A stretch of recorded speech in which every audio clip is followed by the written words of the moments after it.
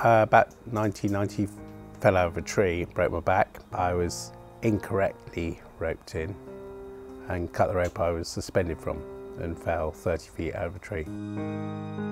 So all the family drives out in the car, 4 surfboards on the roof. Corner of the road there's a bit of deep sand and it just catches the wheel and the car turned twice and landed on its roof.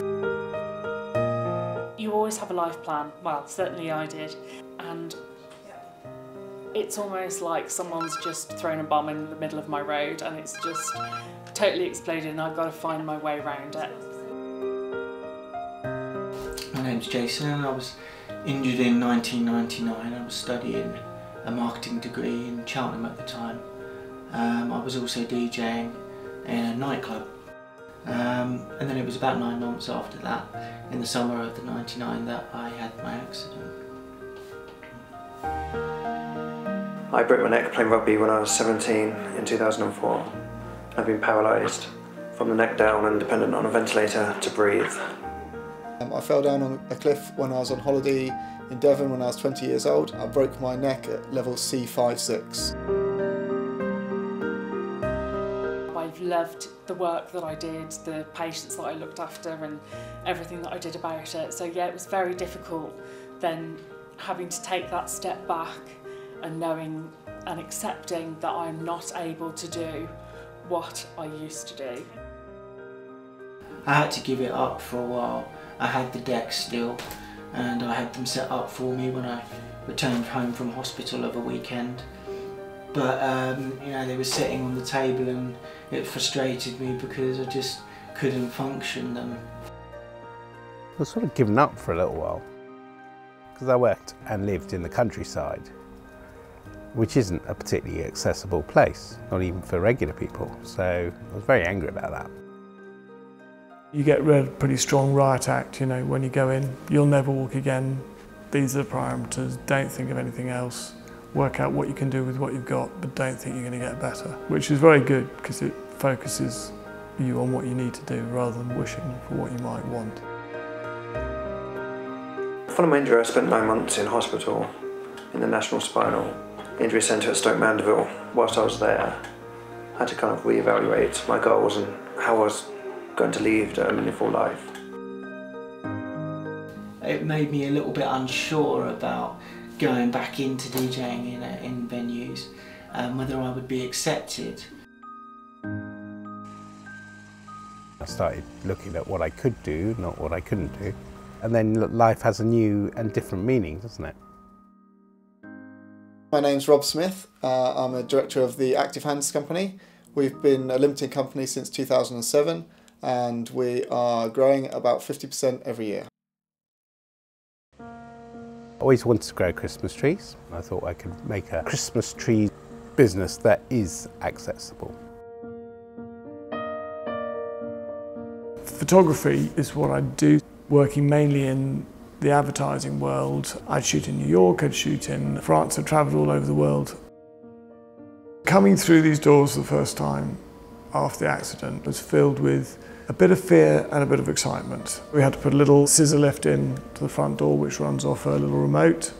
That gets me in the door. To get me up and down the 2 floors here we had to fit a lift, then we had to level the floors. So all the little bits and pieces you have to put in place to make sure you can make it happen. They're not insurmountable, it's just planning. I studied for my law degree full-time, so that was over 3 years. And that was quite intense in terms of travelling to university every day and then having to work when I came home in the evening. But it was just a case of time management, as it would be for an able-bodied person. That's all it was. I don't think it would be right to hide behind the disability as a means for not being able to study. At the moment I'm doing a television production and screen media degree. It's a 3-year course. I'm in my 2nd year at the moment.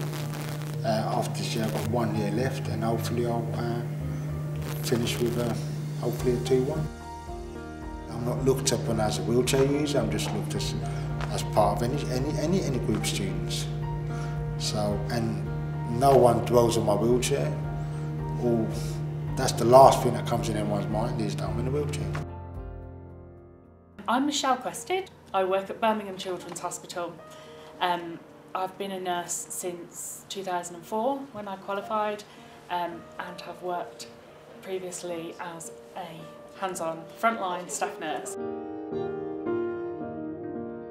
By supporting the students and the newly qualified nurses, when you see them develop and their enthusiasm that they take from me, I find that rewarding. After some time I developed the Active Hands products and went through lots of different stages of development with those with my mum, who was helping me very much at that stage, making them on her sewing machine at home.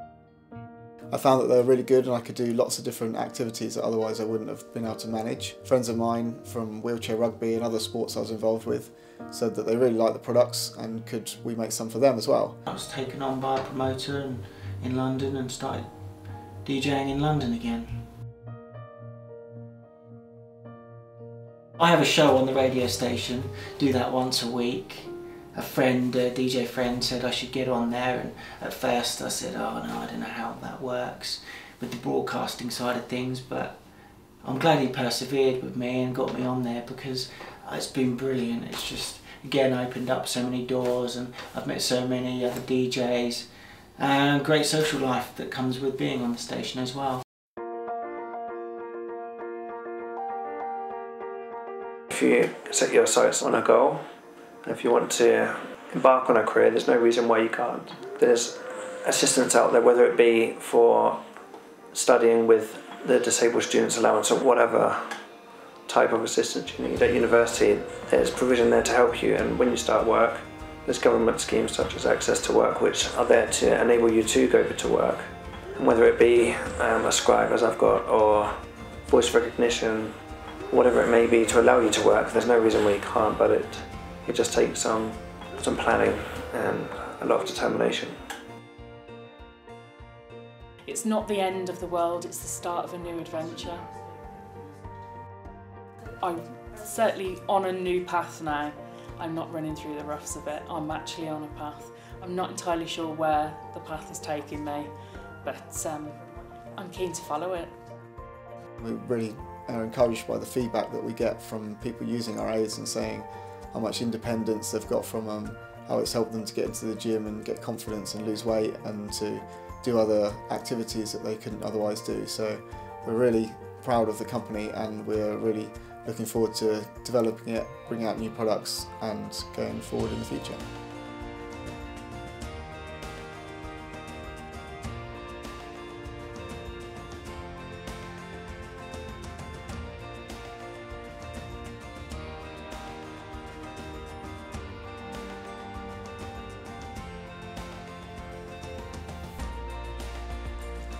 Life goes on and, you know, there's a lot out there to be had. I wouldn't say I was that successful. I would say I'm on the road to success, and I'll always be on the road to success. Give it time and dream your dreams of what you think you could do or you'd like to do, because you pretty well can do it. It's just how you're going to make it happen.